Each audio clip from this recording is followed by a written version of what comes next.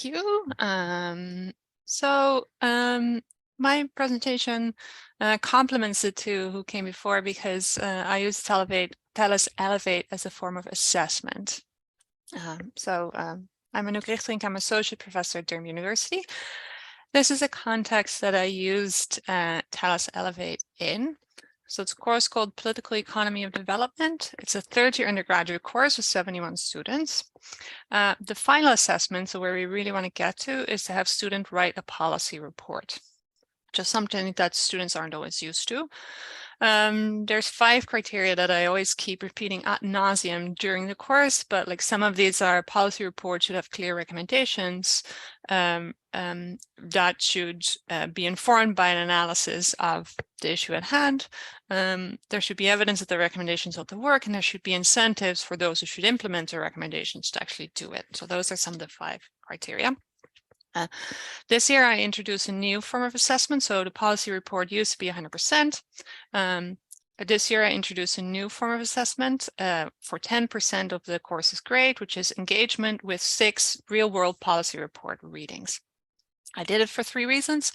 First of all, students wanted to have felt very pressured by having a 100% assignment. Then the second reason why I did it was that we always discussed a real life policy report at the end of the class. But then I wanted to incentivize students to actually do that reading, so we'd have that we'd have a more informed discussion. And then third, I think applying those 5 criteria for a good policy report on a policy report that's already written hones student skills in recognizing what's a good report and what isn't.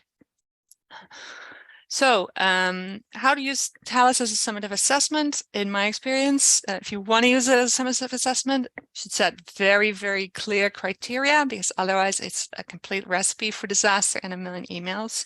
So my criteria were that students could make maximum 3 comments per report.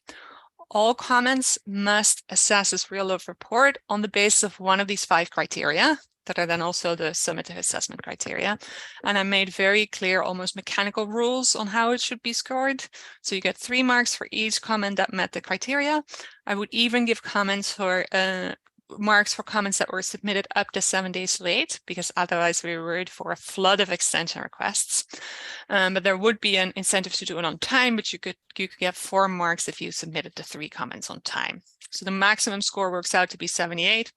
So you can see that even if you're late twice out of 6 times, you can still get a distinction. So that we didn't get any extension requests at all. So that was good. It did take me a long time to write these criteria. It took a long time to cover all eventualities. What if students comment anonymously? What if two students make the same comment? They might not even know, they might have made it at the same time, might not even know that the other student would have made it. What if students comment on another student's comment and the first student deletes the comment, etc. So I wrote 4 pages covering all eventualities, I thought, and then there was still some cropping up. So that was particularly time consuming. Students' evaluation, so this evaluations of all, I asked all students in the course and most responded. Students, I was afraid that students would hate it, but actually they were surprisingly positive about it. So they particularly like that it's an incentive, a reward to do the reading. They like not having that single 100% summative, but they also, I think they liked to have that incentive because they could see a clear connection to the final summative. So they could see why they were doing it. A minority of students had some points for improvement. Some said, oh, there should be a clear connection to the social annotation that we're doing in some lecture or seminar. I thought I had done that by incorporating at the end of each lecture, but still not enough for students, apparently. Some students wanted to weigh more highly. I don't think that's a good idea because then it starts affecting the final grade a lot. And some said that if you do the assignment later than others, all get comments would be made, which is, I suppose, a fair point, but so in terms of engagement, these are the number of comments that were submitted across the 6 weeks. You can see that it stayed very consistent. The first week is influenced by a couple of students that end up dropping the course, but it really remained pretty consistent. And the red line is the maximum number of comments we could possibly expect. So it was pretty close to that, actually. And the overwhelming majority of these comments were actually meeting the criteria. So 95% of the comments actually met the criteria. So students were doing the task and they were doing what they were meant to do. So that translated into a lot of students getting the maximum score. I don't really mind that at all. I think it was a feature. I would have been happy if 100% got the maximum score, because that meant that 100% had actually had the learning experience. But this is one reason why I don't want to make it more than 10% of the grade. Then everyone might want to know, well, how much effort does this take? Well, a substantial but not exorbitant amount of effort. I consider myself being somewhat tech savvy, but it took me probably half a way to write the instructions, then half a day for setup. Thales Elevate does integrate with Blackboard, but then that integration doesn't always work, so I had to change all the links again, etc. And then there was one very boring day where I read through 1,167 comments to see if they met the criteria.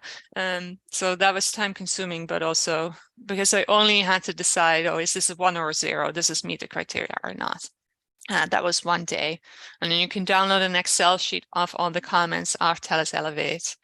And then being somewhat tech savvy, I wrote a script to convert that into marks automatically. So in sum, I find it a good and popular way to incentivize students to read and the learning experience that comes with it, at a cost of about 2 days worth of my effort. So substantial but not exorbitant. That's it for me, I think.